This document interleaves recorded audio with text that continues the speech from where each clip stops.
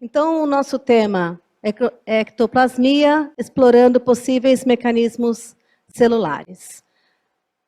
Nós, na verdade, vamos exatamente isso, né? Tentar explorar um pouquinho os mecanismos envolvidos na produção desse fluido tão curioso para nós, né? Que é o ectoplasma. Próximo, por favor. Então, primeiro, só para a gente ir pensando um pouquinho, né, tem uma descrição bem gostosa, até romântica, né, desse ectoplasma. A gente acompanha um pouquinho.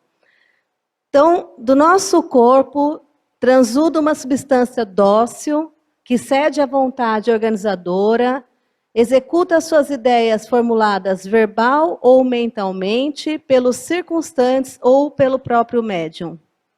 É vaporosa, alvíssima, luminescente, ao mesmo tempo viva e amorfa, sensível, dotada de movimentos coleantes, como dos répteis. Organiza-se e exterioriza-se dentro do maior polimorfismo, aparecendo e desaparecendo como relâmpago. Próximo. Possui instinto de conservação semelhante ao dos invertebrados. Temente aos contatos, está sempre pronta a ocultar-se e a reabsorver-se. Oferece certa resistência ao tato, comparável à clara de ovo. Sua temperatura é inferior ao ambiente. É a matéria viva e exteriorizável, capaz de ser plasmada pelo poder da ideia e do pensamento, cujos segredos estão nas mãos de Deus. Ou seja, é um fluido interessante, né? Com características muito peculiares, coisas que a gente não entende, às vezes se comporta, como ele falou, tem uma resposta como de um invertebrado, você toca e ele retrai, some, né, evapora. É um mistério mesmo para a gente. Eu pus aqui uma foto, a primeira, que é do Dr. William Crookes, que é um grande estudioso desses fenômenos de materialização que aconteceram envolvendo ectoplasma, isso no século XIX. Essa foto é de 1874, e ao lado dele tem um espírito materializado, de uma mulher chamada Kate King. E a gente vê assim, uma riqueza de detalhes nessa imagem, né, que é um espírito materializado. Nem sempre isso vai acontecer, no sentido de que eu vou ter uma riqueza de detalhes, a ponto de conseguir, como a gente está vendo aquela imagem ali. Então, isso é uma coisa que a gente vai falar um pouquinho. Às vezes, esse ectoplasma e o médium envolvido no processo tem uma qualidade muito maior que permite detalhes nas imagens, nas estruturas materializadas, né? O mesmo médium, às vezes, consegue produzir um fluido com uma qualidade maior, que permite um ajuste mais plástico, né, desse fluido, e às vezes não consegue, né? E do lado a gente tem uma foto aí com o Chico Xavier e um médium exteriorizando o ectoplasma, que a gente vê que sai pelas aberturas, né? Então, boca, nariz, principalmente, e atrás o espírito materializado, que ali já não está com aquela perfeição, né? Está com aquele aspecto de lençol. Então, às vezes, essa materialização não consegue dar esse grau de detalhes que a gente vê na outra. Eu fico pensando que essas coisas do imaginário que a gente tem, né, do fantasma, que parece um lençolzinho e tal, eu acho que vem daí, né? Desses fenômenos, porque, de fato, parece uma pessoa com lençol ali. Então, deixa eu me acertar aqui. Né? Então, aqui parece mesmo uma pessoa com lençol, né? Enfim, isso tem a ver com o tipo de ectoplasma, a condição de fazer um processo mais detalhado ou não.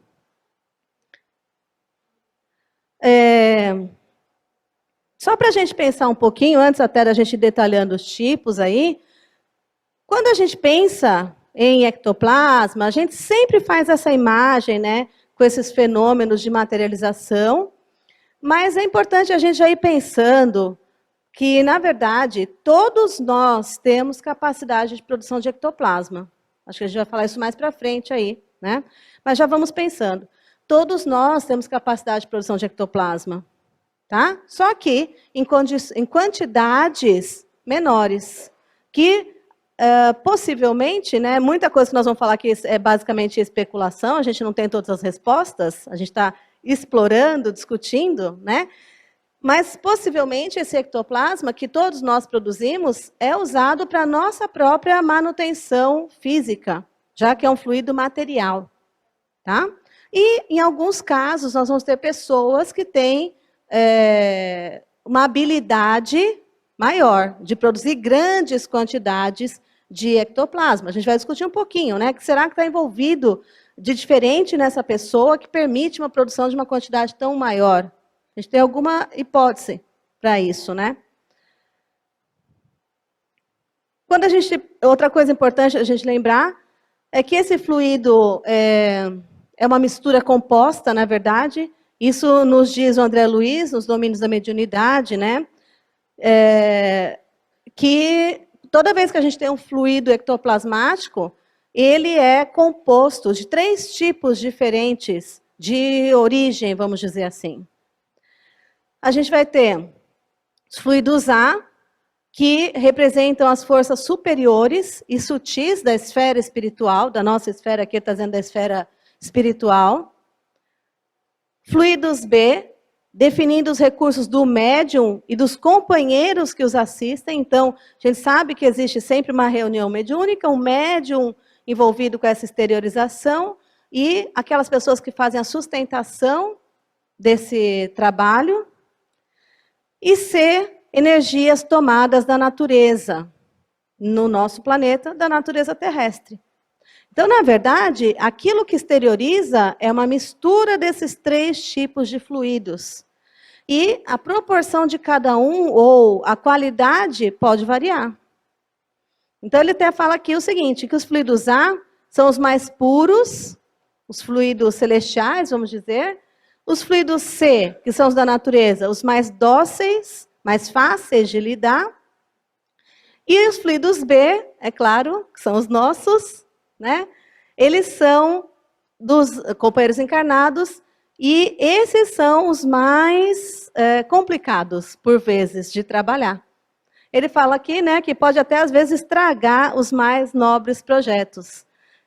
Então, nos livros, nos domínios da mediunidade, nos missionários da luz, eles vão mostrando sessões de materialização e falam, às vezes, dessa história de que eles tinham uma intenção com determinado evento, às vezes relacionados à cura e tal, mas, por vezes, a emanação dos encarnados não permite um fluido de condições de qualidade muito elevada. Até consegue fazer um fluido, exterioriza e tudo, mas muitas vezes acaba sendo só usado para materializar flor, materializar objetos, que tem uma utilidade menor, né? E não consegue, às vezes, fazer aquilo que se desejava, que era um processo de cura ou alguma coisa mais nobre, vamos dizer assim, por causa da qualidade do fluido, tá?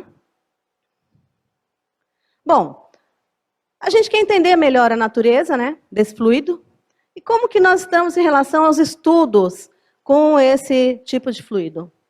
A gente tem, na verdade, muitos estudos que aconteceram no século XIX, né, nos anos de 1800 e pouco, muitos estudos. Mas esses estudos que aconteceram, eles estavam muito mais orientados no sentido do fenômeno, ou seja, daquele processo do fenômeno do ponto de vista de avaliar a veracidade daquilo que estava acontecendo, né? Então, eu até destaquei aqui o William Crookes, mas tem outros pesquisadores, né? Mas esse tem um destaque bem importante para nós. Então, o objetivo desses estudos eram para ver se aquilo não era charlatanismo, se não era enganação. Então, por exemplo, tem um livro do William Crookes inteiro falando dos fenômenos de materialização. Por que eu estou destacando ele? Porque ele é um cientista renomado, né? Então ele está envolvido com os raios catódicos, com o talho, elemento químico. Então, ele é reconhecido. E quando ele começou a fazer os estudos, ele começou com a intenção de desmistificar, de apontar o erro do que estava acontecendo ali. E qual foi a surpresa dele e da academia? É que ele comprovou a veracidade. Inclusive, ele, quando publicou um relatório, num primeiro momento, esse relatório foi... na academia, eles não queriam aceitar. Depois não tinha como não aceitar, porque estava cercado de todos os controles necessários nos experimentos da época. Então, só para a gente ter uma ideia, ele relata uma sessão dessas de materialização, com esse espírito da Kate King, e a médium era... Esqueci o nome, Cook, o nome da moça. Como? Florence, isso mesmo, né? Obrigada. E ela relata um experimento, um só, mas ele fez muitos, mas só para a gente ilustrar, que a médium estava na câmara escura, assim, porque a maior parte desses experimentos acontecia no escuro, já que o ectoplasma é sensível à luz, pelo menos a maior parte deles. Existem alguns tipos que parecem que, ok, estar na luz, mas é uma minoria, tá? Então, estava na câmara escura, e ela estava numa cadeira, amarrada, e com fios de cobre nos braços, e uma moeda de ouro preso nos braços, assim, no braço da cadeira. E ela estava ligada a um instrumento, a um galvanômetro, que mede corrente. Qualquer movimento dela, das mãos dela, iriam ser detectados por esse instrumento, que era o galvanômetro. Uma alteração de resistência elétrica pela posição dos braços. E esse aparelho ficou ligado o tempo todo. Enquanto ela estava lá, as mãos da Kate King aparecem fora da cortina. Tem uma cortina preta, né, para deixar o ambiente escuro. As mãos da Kate aparecem fora da cortina e se movimentam, faz várias coisas, inclusive mergulha a mão no líquido contendo íons, né? O que eles queriam com isso? Demonstrar que é óbvio que aquela mão não era da médium, porque se fosse da médium, todo esse movimento teria sido detectado, uma alteração de corrente no instrumento. Né? Então, só para a gente entender os tipos de experimentos que eles faziam, buscando determinar a veracidade desses eventos. E, de fato, tem muitos experimentos desse tipo, comprovando que realmente não era um efeito provocado pela médium, que estava imóvel, parada no mesmo lugarzinho. Né? Que aquelas imagens, aquelas coisas que apareciam, eram de materialização. E quando terminava, não tinha nada além da médium na câmara escura. Então, eles fizeram muitos experimentos nesse sentido, tentando verificar a veracidade. Nesse momento, esses experimentos, esses fenômenos eram abundantes. Então, a gente tem relatos de estudos na França, na Alemanha, na Inglaterra, eram abundantes. Porém, os recursos para estudar aqueles fenômenos, eles eram um pouco limitados, comparado com o que nós temos hoje. Né? Hoje, nós temos muitos recursos técnicos para estudar esses fenômenos, esses materiais. Só que hoje falta médiums. Nós vivemos isso na prática. Né? Nós temos um grupo que estuda e discute essa questão do ectoplasma, e a hipótese que eu vou discutir aqui um pouquinho mais, justamente é uma hipótese que precisa ser testada, para que a gente saiba se realmente é isso ou não. E a gente não conseguiu médiums para testar, de jeito nenhum. Né? Então, hoje é um outro problema. A gente tem recurso técnico e não tem os fenômenos para conseguir verificar. A gente já tem, então, algumas coisas que foram feitas nesse tempo. Aqui é um pesquisador alemão que examinou resíduos de ectoplasma no microscópio. O que ele encontrou? Restos epiteliais, algumas formas bacterianas e quantidade apreciável de gordura. Esse achado aqui, ele se repete muitas vezes em outros experimentos, né? E aqui eu pus um outro pesquisador, que eu não faço nem ideia como diz esse nome, mas enfim, ele também encontrou células epiteliais, leucócitos, matéria gordurosa. E tem mais uns 4 ou 5 pesquisadores que também analisaram, mas no microscópio, que era o recurso que eles tinham, e basicamente eles encontram isso. Aí se discute bastante se essas células epiteliais, na verdade, são da passagem desse fluido, por exemplo, pela boca, garganta, e trazendo o epitélio, né, que reveste essas regiões, tá? Enfim, tem um estudo mostrando uma composição química, que é essa aqui, mas, sinceramente, ela não diz muita coisa para nós. A gente não sabe muito bem como esse pesquisador chegou a essa hipótese, né? Não tem descrição, pelo menos eu não encontrei, como ele chegou a isso, e isso não diz quase nada para a gente. Né? Não, a gente não consegue muita informação com isso hoje em dia, tá? Infelizmente. Bom, então, o que a gente tem é isso. Mas, afinal, o que é exatamente esse ectoplasma? Qual o mecanismo biológico envolvido na produção dessa substância? Né? Vamos tentar explorar um pouco isso. Bom, pegando um pouco do que tem na literatura, a gente tem aí o Sérgio Felipe, dizendo que o ectoplasma é produto da energia produzida pela respiração celular, que acontece nas mitocôndrias, sob a ação do perispírito que a organiza. Que, potencializada pelas energias oriundas do perispírito, sintetizariam o ectoplasma. A gente vai explorar um pouco mais isso. Sérgio Décio Iandoli também fala isso. A energia vital retirada dos alimentos terrenos, oxigênio e nutrientes, e energias perispirituais transferidas pelo espírito ao corpo físico através da respiração celular nas mitocôndrias, fundem-se sintetizando o ectoplasma. Então, vamos explorar. Como é que será que isso é possível? Porque, na verdade, isso são hipóteses, mas qual é o mecanismo celular que está acontecendo?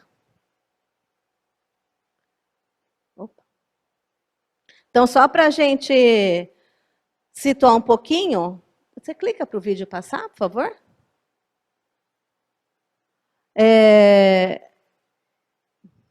A gente vai agora explorar lá o mecanismo celular, para quem não lembra muito das aulas de biologia. Nós vamos pegar aqui um tecido, né, aprofundando, uma celulinha, um tecido, e aqui trilhões de células.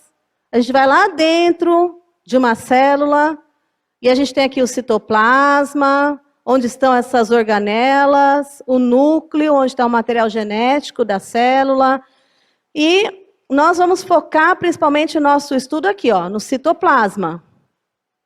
Especialmente nessa organelazinha aqui, ó, chamada mitocôndria, né? Que tanto o Sérgio Felipe falou, como o Décio, depois mais para frente nós vamos ver que o André Luiz, todos apontam nesse sentido aqui, para a gente explorar essa mitocôndria. Então, para a gente lembrar, a gente está indo agora lá no nível molecular, dentro de cada uma das nossas bilhões de células, nas mitocôndrias. Então, André Luiz fala para a gente que quando a gente estuda a respiração celular, que é justamente o que acontece lá na mitocôndria, a gente vai se deparar com situações tão complexas, né? Fenômenos que eles são consequentes, se graduam em tantas fases diversas que o fisiologista, sem noções do espírito, abordá-los-á sempre com a perplexidade de quem atinge o insolúvel. Ou seja, se eu tentar entender aquilo só do ponto de vista material, aquilo quer dizer, o mecanismo que a gente vai discutir aí, se torna uma coisa, muitas vezes, quase inexplicável. Claro, a ciência explica muita coisa, nós vamos usar a explicação da ciência clássica. Mas, quando a gente junta com a visão espiritual, a coisa toma uma dimensão muito, muito maior, muito melhor. Então, pensando em tudo isso, né, a gente levantou algumas hipóteses, né? Será que a cadeia respiratória que a gente vai ver pode ser um desses pontos de conexão da energia sutil do espírito com a matéria? A cadeia respiratória pode ser mais do que um automatismo celular? Não sei, vamos ver. Então, aqui é um desenho da célula, né? E a gente vai explorar o mecanismo acontecendo nas mitocôndrias aqui no citoplasma. A mitocôndria é a organela responsável pela produção da nossa energia celular, né? Então, a gente chama muitas vezes como fornalha da célula. O próprio André Luiz também usa esse termo, né? Porque ela produz o ATP. O ATP, que é adenosina trifosfato, é a nossa moedinha de energia. Como assim? É como se fosse uma moeda. Eu vou fazer uma contração muscular, pago um ATP. Eu vou fazer uma transmissão de impulsos nervosos, pago um ATP. É uma moeda para realizar trabalhos celulares. Divisão celular, vamos pagar com ATP. Então, a gente precisa produzir esse ATP, né? Porque é uma forma de energia química que a gente não obtém direto do alimento. A gente come o alimento, respira o oxigênio e usa isso para produzir uma forma de energia química, que é o ATP, que as nossas células vão usar. Tem um videozinho, você pode passar, por favor? Bem rapidinho, né? Só para a gente ver isso. Aqui está a mitocôndria. Ela vai, então, transformar a adenosina difosfato em adenosina trifosfato. Aqui é um resumo que a gente vai explorar, mas só para a gente ver que tem uma engrenagem lá dentro da mitocôndria, como um motorzinho, né? Produzindo esse ATP que a gente tanto precisa, tá? Então, aqui são prótons de hidrogênio que vão estar envolvidos nessa produção de ATP, que a gente vai detalhar um pouquinho mais no próximo videozinho aí, tá? Então, essa produção acontece dentro das mitocôndrias. Agora, a gente vai pegar esse mecanismo e detalhar. Pode pôr? Só que nós vamos ter que parar em um momento. Então, aqui, ó, está a mitocôndria. Ele vai mostrar ela por fora e vai dar uma... Ó, cortou, a gente está vendo ela de frente agora. E aqui, ó, é o que tem lá dentro. Aqui, nós vamos pegar um exemplo. Pode parar um pouquinho? Aqui, ó. Isso aqui é um conjuntinho que constitui uma cadeia de transporte de elétrons. Ao longo da membrana da mitocôndria todinha, eu vou ter esse conjuntinho se repetindo, tá? Então, a mitocôndria tem duas membranas, como a gente viu no desenho ali. Uma que fica do lado de fora, outra do lado de dentro. E essa aqui, do lado de dentro, tem essas estruturas, são proteínas. Essas proteínas, elas vão participar do processo de ATP. O vídeo vai mostrar, mas eu estou dando uma explicadinha para a gente tentar entender uma coisa mais técnica, né? Então, é assim, vão chegar prótons de hidrogênio aqui, esses prótons são jogados para esse espaço aqui, que é chamado espaço intermembranas. E, ao mesmo tempo que esses prótons vão para lá, elétrons vão se movimentando aqui. Na hora que o vídeo passar, a gente vai explicando.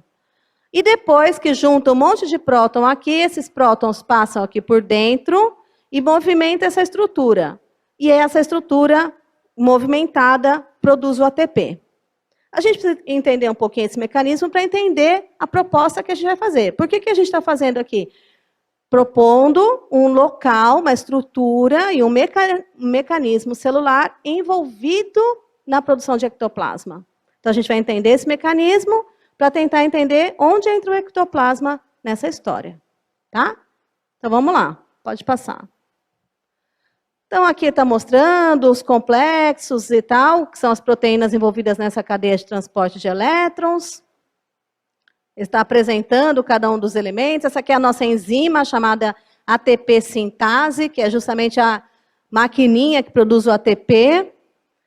Aqui tem um transportador, ubiquinona, vai mostrar outro aí, citocromo C. E esse aqui é chamado complexo 1, 3 e 4, tá? Depois de voltar lá. Aqui está mostrando que são elétrons, prótons de hidrogênio, que vão aparecer no vídeo, moléculas de oxigênio, que a gente sabe que precisa, e água, que vai ser produzida. Então, o ATP é produzido quando junta ADP com mais um fosfato, 2 fosfatos mais um, ATP. Essa é a moeda de energia, tá? Então, olha lá. Eu tenho aqui um NAD, que é um transportador, traz elétrons e prótons para o complexo 1. Ó, o próton é jogado para lá. Isso aqui é o elétron. Ah, para um pouquinho, por favor. Então, o que acontece aqui? Separa próton de elétron. Eu tenho um hidrogênio, que é um átomo, trazido para cá, e ele tem próton e elétron. Quando chega aqui, separa. Os prótons são jogados para cá, e os elétrons são passados através desses transportadores. Essa movimentação de elétron é muito importante, porque daqui vem energia para esse processo, tá? Pode passar. Então, voltou para o começo. Não, dá para adiantar? Não? Então já tem que ver. De novo. Então, olha lá, cortou a mitocôndria, aqui estão os complexos transportadores, complexo 1, 3 e 4. Ele vai mostrar de novo.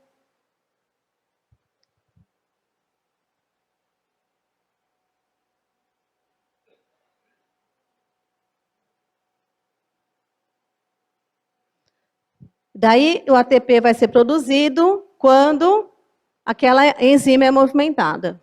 Vamos esperar chegar lá de novo.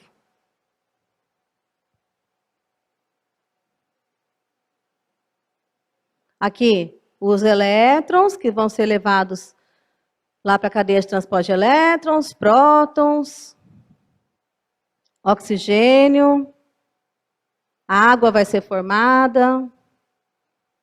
E adenosina difosfato com mais um fosfato, quando se junta, vai produzir o ATP, que é a nossa moedinha. Então, aqui é a cadeia de transporte, os elétrons chegam aqui, bombeia próton para o espaço entre as membranas, e o elétron vai caminhar aqui, ó. Vai passar por esse transportador, vai chegar aqui. Quando chega aqui, o elétron, ele libera energia. Essa energia é usada para jogar os prótons para esse espaço aqui.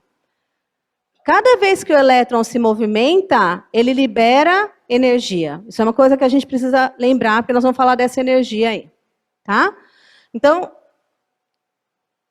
essa energia que o elétron libera é usada para jogar esses prótons para esse espaço aqui. Isso é importante, nós vamos ver que eu preciso acumular um monte de prótons ali, em cima, naquela região que é chamada espaço intermembranas. Aqui está mostrando prótons e elétrons, olha lá. O elétron vai ser usado para a formação de água e os prótons bombeados para o espaço intermembranas. Por que eu preciso ter prótons aqui? Porque esses prótons, eles vão passar por essa enzima e é isso que ativa a enzima. Eu preciso passar próton ali e isso ativa a enzima, que afinal é quem junta esses dois para produzir o ATP. Então, veja, eu tenho que ter elétron se movimentando, o elétron libera energia, a energia bombeia o próton para cá e o próton passa por dentro da enzima, ativando a enzima e produz o ATP. Se não passar próton, não tem ATP. Se não movimentar elétron, não tem energia para jogar os prótons para eles poderem passar. Então, uma coisa está ligada com a outra. Então, a gente fala que os processos estão acoplados, tá? Quer dizer, eu preciso ter o elétron passando para jogar o próton e eu preciso ter o próton para ativar a enzima. Tem que acontecer junto. Isso, então, leva à produção de ATP. Normalmente, então, é isso aqui, né? Sem a gente detalhar muito, joga próton para lá, elétron se movimenta, acumula próton aqui, e esses prótons passam por dentro da enzima, levando à produção de ATP.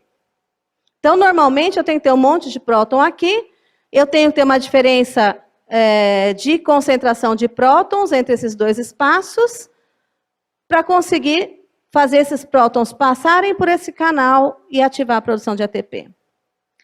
Isso acontece em todas as nossas mitocôndrias, o tempo todo, tá? Normalmente, uma pequena parte da energia desses elétrons aqui, ó, é desviada, é dissipada, vamos dizer. Ao invés dela ser toda aproveitada para jogar os prótons para cá, essa energia, parte dela, normalmente é dissipada na forma de calor. Então, está envolvido no que a gente chama de termogênese, geração de calor. Então, nós somos quentinhos. Por quê? Porque a gente gera calor. Onde tem muita gente, o ambiente fica quente, porque nós geramos calor nesse processo. A energia do elétron, parte usada para bombear próton e parte usada, dissipada na forma de calor. Isso é normal, a gente fala que é fisiológico, tá? Agora, existem alguns componentes químicos ou algumas estruturas celulares que fazem o seguinte, permite uma passagem de próton aqui, ó. E daí? E daí, se eu passar o próton por aqui e não por aqui, o que acontece com a produção de ATP? Diminui. Vê se entenderam. Ó, o próton, ele acumula aqui e tem que passar para cá. Quando ele passa aqui, né, na verdade está passando aqui, ó, ele ativa a enzima e produz ATP, certo? Tá. Algumas estruturas ou elementos químicos fazem o próton passar aqui. Ou aqui, tanto faz, mas quer dizer, passa através da membrana sem passar pela enzima. O que está acontecendo com a produção de ATP? Diminui. Acompanhou? Tá. E, ao mesmo tempo, como eu não estou usando tanta energia do elétron aqui, porque eu estou tendo uma perda de prótons, eu tenho energia do elétron aumentando a dissipação de calor. Não vamos explorar muito, mas na prática acontece isso. Eu diminuo a produção de ATP e aumento a dissipação de calor. A gente chama isso de desacoplamento. Então, desacopla as duas coisas, tá? Agora, isso também é fisiológico. Qual que é a nossa... Onde entra a hipótese do ectoplasma na história? Entra aqui. A gente acredita que quando eu faço esse desacoplamento aqui, ó, eu posso ter situações em que está desacoplado, eu diminuí a produção de ATP, mas não gerei calor. Ao invés disso, o que a gente fez? A energia que foi dissipada do elétron está sendo desviada para a produção de ectoplasma. Porque tem um monte de outros pontos de relato que mostram que eu preciso de energia para o ectoplasma. Não vai dar tempo da gente explorar, mas que mostram que eu preciso de energia para o ectoplasma. Por quê? Porque, entre outras coisas, eu tenho que causar uma desagregação molecular para conseguir gerar elementos para formar aquela massa amorfa, maleável, que é o ectoplasma. E de onde estaria vindo essa energia que é gerada em mim mesmo? Uma hipótese é essa, que a gente aumenta o desacoplamento, ou seja, a gente diminui a produção de ATP pela passagem de prótons aqui, isso faz com que aconteça maior dissipação de energia. Essa energia, ao invés de gerar aquecimento, está sendo desviada para a produção de ectoplasma. A gente acha que isso é possível, até porque existem relatos de alteração de temperatura, de abaixamentos severos de temperatura em sessões de materialização. Porém, agora faltam mais detalhes. O que a gente gostaria era justamente de poder acompanhar esses médiums, esses processos de exteriorização de ectoplasma e, através de equipamentos bem mais sensíveis, que hoje a gente tem, medir essa temperatura. Se de fato estiver acontecendo isso com o médium, é muito provável que isso, de fato, seja uma hipótese real. Tá? Então, na verdade, eu sei que é um assunto técnico, né? Mas para a gente ir pensando, meu tempo já esgotou e a gente vai fechar. Mas a ideia principal é essa aqui, né? De que todos nós fazemos isso, nas nossas milhares de mitocôndrias o tempo todo, e o tempo todo a gente pode estar desviando uma certa quantidade de energia do elétron, daí aquelas citações que a gente viu lá atrás, do Sérgio Felipe e tal, dizendo que é um momento em que a energia sutil do espírito está interagindo com a matéria. Por quê? Porque eu estou juntando aqui energias espirituais com energias materiais do próprio elétron, do médium, né? Para conseguir construir esse fluido. Tá? Claro que isso aqui é só uma parte de uma teoria, uma vez que a gente não está conseguindo explicar todo o processo. É uma hipótese, tá? De onde está vindo a energia para construir esse ectoplasma.